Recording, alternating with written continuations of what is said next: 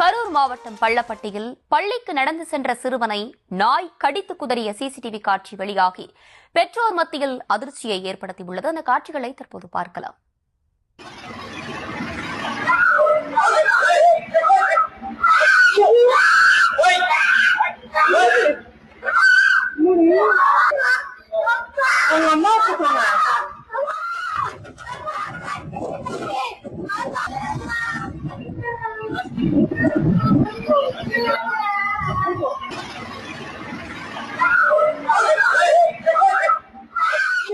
கூடுதல் விவரங்களோடு இணைகிறார் எமது செய்தியாளர் பிரபாகரன்.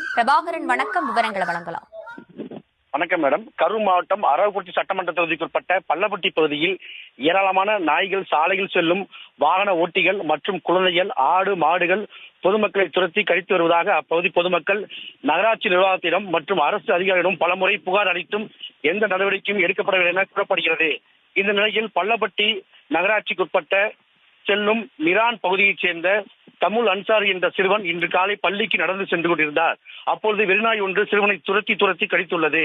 அருகில் இருந்தவர்கள் நாயை துரத்திவிட்டு காயமடைந்த சிறுவனை பள்ளப்பட்டி அரசு மருத்துவமனையில் சேர்த்துள்ளனர். தற்போது மேல் சிகிச்சைக்காக சிறுவன் கரூர் அரசு மருத்துவமனை மருத்துவக் கல்லூரியில் அனுமதிக்கப்பட்டுள்ளார். தற்போது சிறுவனை கடித்த நாயின் சிசிடிவி காட்சி தற்போது வெளியாகி பெரும் பரபரப்பை ஏற்படுத்தியுள்ளது. விவரங்களை வழங்கியமைக்கு நன்றி பிரபாகரன்.